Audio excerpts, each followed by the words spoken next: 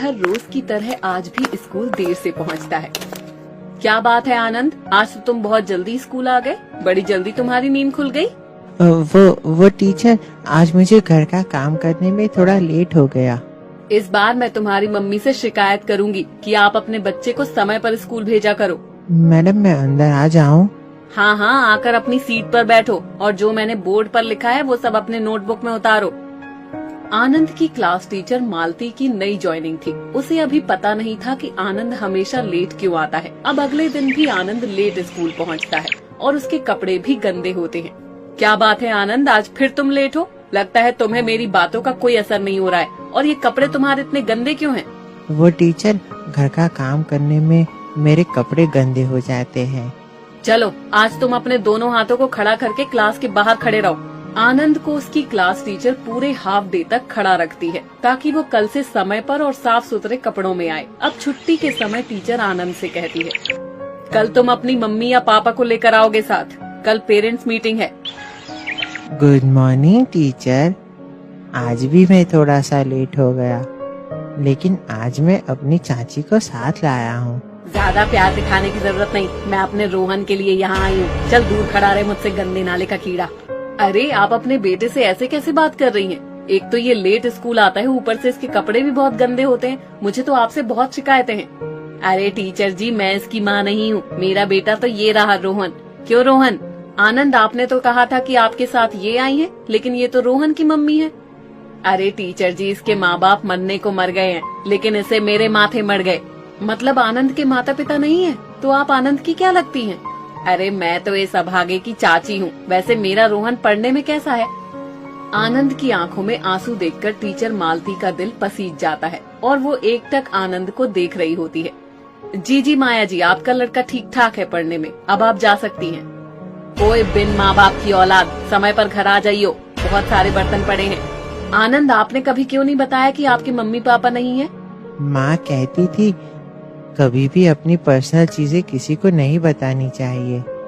मालती को जब पता चलता है कि आनंद के माता पिता नहीं है और उसके ऊपर उसकी चाची बहुत अत्याचार करती है, तो मालती को ये सब देखकर बुरा लगता है। अब अगले रोज स्कूल में लंच में मालती सभी बच्चों से पूछती है, तो बच्चों, आज कौन कौन क्या क्या लेकर आया है खाने में? आनंद, आप क्या लाए हो खाने में आज? जी, इसकी माँ नहीं है ना, तो रोहन की मम्मी इसे खाना ही नहीं देती। ये तो कभी खाना लाता ही नहीं है। आनंद, सोनू सच कह रहा है, आप कभी खाना नहीं लाते हो? टीचर जी, मुझे भूख ही नहीं लगती है, इसीलिए मैं खाना नहीं लाता हूँ। अब जब मालती को ये भी पता चलता है कि आनंद सुबह ना कुछ खाकर आता है और ना ही कुछ लेकर आता है, तो उसे बहुत दुख होता है। अब मालती आनंद के लिए अपने घर से ही कुछ लाया करती थी। एक रोज सुबह सुबह जैसे ही आनंद स्कूल की ड्रेस में तैयार होकर घर से निकल रहा होता है, तभी उसकी चाची माया आनंद से कहती है, तुझे मैंने कहा है ना कि खाना बना रही हूँ, तो तू बर्तन साफ करके ही घर जाएगा, तो तू सुनता क्यों नहीं है? चाची, मेरा कपड़ा खराब हो जाएगा और मुझे स्कूल भी जाना है। मैं घर आकर सारा काम कर दूंगा ना। चाची, मुझे जाने दो ना, आज मेरा टेस्ट भी है। अच्छा, तो इसका टेस्ट है? बड़ा आया पढ़ लिख कर कलेक्टर बनने। चाची, मैं जाऊँ क्या? नहीं नहीं, आज तू स्कूल नहीं जाएगा। मुझे कहीं बाहर जाना है तो घर पर किसी का होना जरूरी है। मैं स्कूल से जल्दी छुट्टी लेकर आ जाऊंगा ना। प्लीज चाची, मुझे जाने दो ना। मैंने कह दिया सो कह दिया, तू कहीं नहीं जाएगा, वरना अगर तूने घर से एक कदम भी बाहर रखा तो मैं तुझे घर में नहीं आने दूंगी। माया ये सब जानबूझकर कर रही थी ताकि आनंद स्कूल ना जाए और ना ही टेस्ट पेपर दे पाए। अब रोहन अपनी माँ को बाय करके स्कूल के लिए निकल जाता है। अच्छे से टेस्ट देकर आना बेटा, एक तू ही तो है मेरा लाल जो मेरा नाम रोशन करेगा। अरे तू खड़े खड़े मेरा मुंह क्या देख रहा है? चल जाकर किचन में बर्तन है वो साफ कर, और हाँ, अच्छे से साफ करना, जूठा ना रह जाए। कितना कुछ याद किया था, लेकिन आज तो स्कूल ही नहीं जा पाया। कल मुझे कहीं टीचर बोले नहीं। इधर टीचर आनंद का इंतजार कर रही होती है, तभी रोहन का आना होता है। रोहन, आनंद को आने में कितनी देर है? मैं उसके लिए ही रुकी हूँ, वरना अब तक तो टेस्ट पेपर बांट दिए होते। बस 5 मिनट और बचे हैं। अरे टीचर जी, वो नहीं आएगा आज, क्योंकि उसकी चाची उससे बर्तन साफ करवा रही है। मुझे तो देखकर ही मजा आ गया। कितनी बेकार कर दी है इस बच्चे की जिंदगी उसकी अपनी चाची ने। इसलिए कहते हैं माँ बाप का दर्जा कोई नहीं ले सकता। अब देर शाम जब रोहन घर पहुंचता है तो माया सबसे पहले अपने बेटे रोहन का टेस्ट पेपर मांगती है और उसके नंबर पूछती है।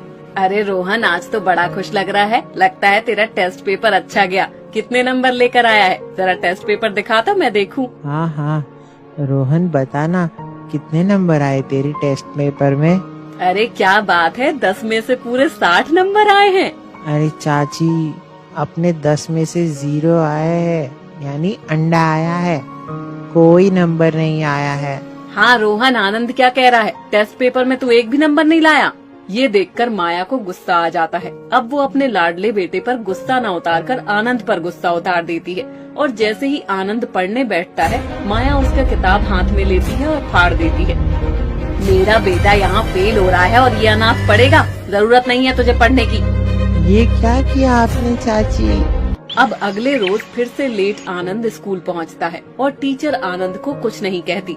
अब जब टीचर बच्चों को अपनी अपनी हिंदी की किताब खोलने के लिए बोलती है तो सभी बच्चे अपनी अपनी किताब खोल लेते हैं, लेकिन आनंद आगे वाले बच्चे की किताब में ताका झाकी कर रहा होता है।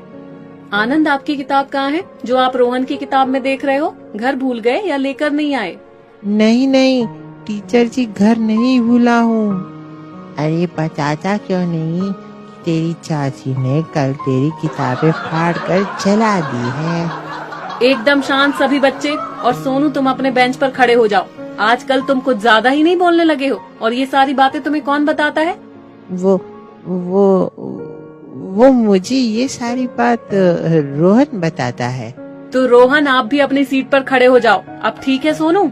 अब टीचर सोनू को स्कूल की लाइब्रेरी से नई किताबें लाकर देती है, क्योंकि जल्द ही एग्जाम आने वाले थे, जिसकी तैयारियां आनंद रात में पढ़कर करता है। ये बात जब माया को पता चलती है तो वो आनंद को किसी न किसी घर के कामों में लगा देती है।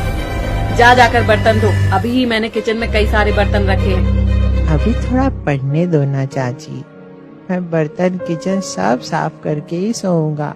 जाता है या तेरी किताबें भी फाड़ूं, अनाथ लावारिस कहीं का। ये सुनकर आनंद किचन में बर्तन साफ करने के लिए बैठ जाता है।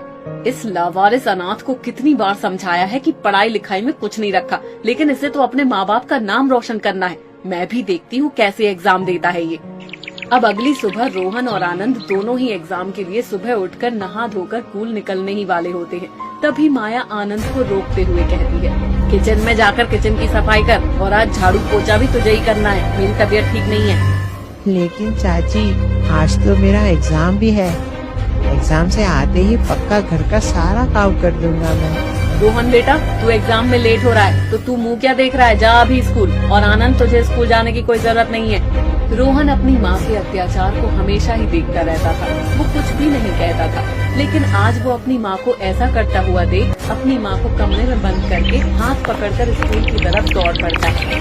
रोहन, मेरी चाची को कमरे में बंद करके अच्छा नहीं किया, मुझे लगता है हमें आने के बाद वो पीटने वाली है।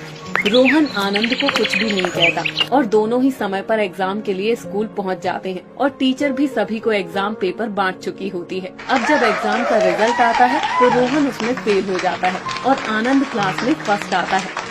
कितनी बार कहा है पढ़ लिया कर, इस बिन माँ बाप के बेटे को देख, पूरी क्लास में फर्स्ट आया है, लेकिन तू एक नंबर का आवारा निकम्मा है। नहीं पढ़ेगा तो क्या मोमोज का ठेला लगाएगा? माया अपने बेटे को स्कूल भेजती थी, उसे खाना पीना और अच्छे कपड़े भी देती थी, लेकिन फिर भी वो फेल हो गया। लेकिन अनाथ होने के बावजूद भी आनंद पूरी क्लास में फर्स्ट आता है और वो साबित कर देता है कि वाकई वो अपने माँ बाप का